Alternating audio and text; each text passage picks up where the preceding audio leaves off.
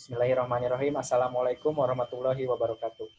Kami dari kelompok 7 ingin mempresentasikan hasil tugas kami tentang perancangan beton. Nah, di sini ada agenda presentasinya. Yang pertama itu ada pendahuluan, yang kedua ada kajian pustaka dan metode, yang ketiga ada pembahasan, dan yang terakhir adalah penutup. Sebelumnya, perkenalkan nama saya Aditya Adi Nugraha dan rekan saya. Nama saya Zahra Siti Nabila. Yang pertama, pendahuluan. Keandalan beton sebagai material konstruksi yang paling banyak digunakan tidak diragukan lagi. Sampai saat ini, secara material beton masih jauh lebih murah daripada baja. Tidak hanya faktor ekonomi saja, para peneliti di bidang energi juga telah memperhatikan faktor energi dan dalam memberikan penilaian material beton yang lebih ramah lingkungan. Beton didapatkan dengan cara mencampur agregat halus atau pasir, agregat kasar atau kerikil, atau jenis agregat lain dan air, dengan semen Portland atau semen hidrolik yang lain. Kadang dengan bahan tambah adiktif yang bersifat kimiawi ataupun fisikal pada perbandingan tertentu sampai menjadi satu kesatuan yang homogen. Tujuan perancangan campuran beton adalah untuk menentukan proporsi bahan baku beton yang memenuhi kriteria workabilitas, kekuatan, durabilitas, dan penyelesaian akhir yang sesuai dengan spesifikasi.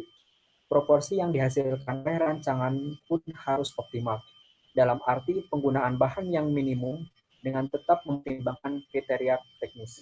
Kemudian ada kajian pustaka dan metode. Beton dalam konstruksi teknik didefinisikan atau dibataskan sebagai batu-batuan yang dicetak pada suatu wadah atau cetakan dalam keadaan cair atau kental, yang kemudian mampu untuk mengeras secara baik. Beton terdiri dari agregat halus, agregat kasar, dan suatu bahan pengikat. Bahan pengikat yang lazim dipakai umumnya adalah bahan pengikat yang bersifat hidrolik, dalam arti akan mengikat dan mengeras secara baik kalau dicampur dengan air. Nah, di sini ada pemaparan materi mengenai pustaka dan metode. Yang pertama ada metode perencanaan pencampuran beton, yang kedua ada perencanaan rancangan campuran beton, dan yang ketiga ada koreksi proporsi campuran. Yang pertama ada metode perencanaan pencampuran beton. Dalam praktek, ada beberapa metode perancangan campuran beton yang telah dikenal, antara lain seperti metode DOE yang dikembangkan oleh Department of Environment di Inggris dan metode ACI, American Concrete Institute. Metode rancangan campuran beton dengan cara DOE ini ada di Indonesia, dikenal sebagai standar perencanaan oleh Departemen Pekerjaan Umum dan dimuat dalam standar SNI 0328342200. Tata cara pembuatan rencana campuran beton normal, sedangkan SNI 7656.2/2012 mengenai tata cara pemilihan campuran untuk beton normal, beton berat, dan beton massa, mengacu pada ACI. Secara garis besar, kedua metode tersebut didasarkan pada hubungan empiris, bagan, grafik, dan tabel, tetapi pada beberapa prosedur terdapat perbedaan. Di sini ada tentang perencanaan rancangan campuran beton. Prosedur perancangan campuran beton menurut metode SNI 0328342000. Ini adalah langkah-langkah untuk menentukan perencanaan rancangan campuran beton. Yang pertama itu mulai, kemudian input data beton. Di sini ada input data beton itu mencakup ada 4 jenis. Yang pertama, kuat tekan rencana pada F aksen C. Langkah ke-6 yaitu merupakan hasil. Selanjutnya ada prosedur perancangan campuran beton menurut metode SNI 7656/2012. Dimulai dari menginput data beton, yaitu menentukan kuat tekan rencana pada umur 28 hari. Yang kedua, tinggi selum rencana plus jenis pemadatan. Yang ketiga, jenis beton dengan kandungan udara atau tanpa kandungan udara, plus kondisi lingkungan. Setelah itu, menginput data material, yaitu berat jenis, berat volume, agregat kasar, absorpsi, kadar lembab, modulus halus butir, ukuran maksimum nominal. Selanjutnya estimasi. Standar deviasi nilai margin, kuat tekan rata-rata, kadar air, faktor air semen, dan kandungan udara, volume agregat kasar. Selanjutnya dilakukan perhitungan kandungan semen, volume agregat halus. Yang kelima, kadar koreksi terhadap kadar lembab. Yang pertama, kadar agregat kasar koreksi. Yang kedua, kadar agregat halus koreksi. Yang ketiga, kadar air koreksi. Yang terakhir adalah rancangan proporsi material beton. Koreksi proporsi campuran. Setelah rancangan campuran selesai, bahwa proporsi yang didapat adalah proporsi yang mempunyai basis kondisi agregat tertentu. Metode DOI memakai basis kondisi agregat SSD.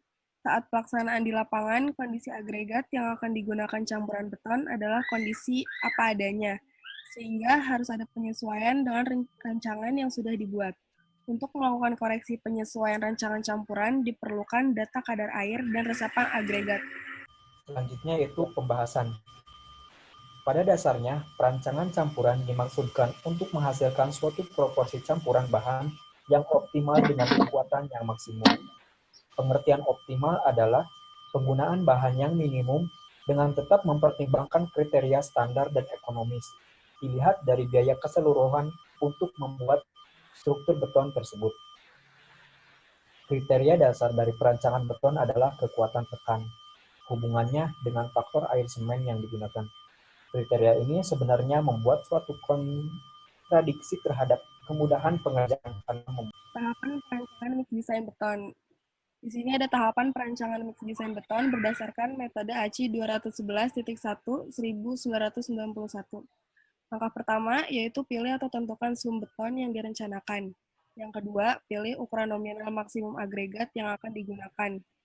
Di sini ukurannya ada 9,5 mm, 12,5 mm, 19 mm, 25 mm, 37,5 mm, 50 mm, 75 mm, dan 150 mm. Langkah ketiga, perkiraan estimasi jumlah air pengaduk dan kadar udara beton. Yang keempat, pilih perbandingan antara berat air pengaduk dengan berat semen Portland yang akan digunakan. Langkah kelima, hitung kadar semen yang dibutuhkan dengan membagi kadar air atau hasil pada langkah keempat dengan rasio air semen atau fas hasil pada langkah keempat. Yang keenam, perkiraan estimasi volume agregat kasar dengan dasar ukuran nominal maksimum agregat kasar dan nilai angka kehalusan agregat halus. Yang ketujuh, perkiraan estimasi kadar agregat halus atas dasar perhitungan berat. Terlebih dahulu, tentukan berat atau volume beton segar sehingga kadar agregat halus dapat dicari dengan mengurangi berat atau volume beton oleh jumlah berat atau volume semen, air, dan agregat kasar.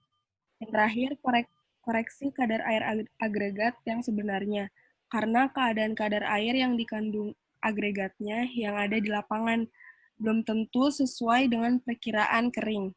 Tujuan perencanaan campuran beton adalah untuk menentukan proporsi bahan baku beton, yaitu semen, agregat halus, agregat kasar, dan air, yang memenuhi kriteria workabilitas, kekuatan, durabilitas, dan penyelesaian akhir yang sesuai dengan spesifikasi.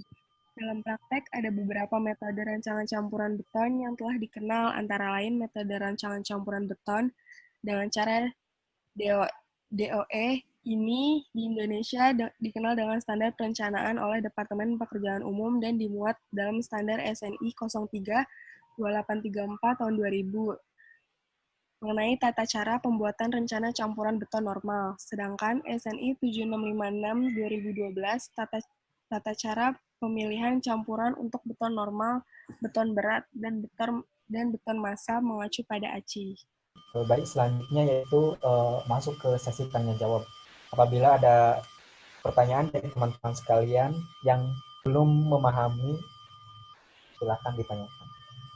Mau nanya, kan ini dijelasin di sini saat pelaksanaan di lapangan, kondisi agregat yang akan digunakan campuran beton adalah kondisi apa adanya. Maksud kondisi apa adanya tuh gimana? Penjelasannya yaitu, pada proporsi yang dihasilkan oleh rancangan harus optimal, dalam arti penggunaan bahan yang minimum dengan tetap mempertimbangkan kriteria teknis. Selanjutnya, dari hasil perancangan ini, proporsi dari setiap material akan ditentukan sebagai acuan dalam memproduksi campuran beton di batching tank. Dalam melahirkan suatu proporsi bahan campuran yang nilainya ditentukan oleh faktor air, semen atau pas, tipe semen, pemilihan agregat, dan kadar semen. Ada yang ditanyakan lagi dari teman-teman? Baik, apabila tidak ada pertanyaan lagi, maka presentasi ini saya akan tutup. Sekian presentasi dan pemaparan materi dari kelompok 7. Kurang dan lebihnya mohon maaf. Wassalamualaikum warahmatullahi wabarakatuh.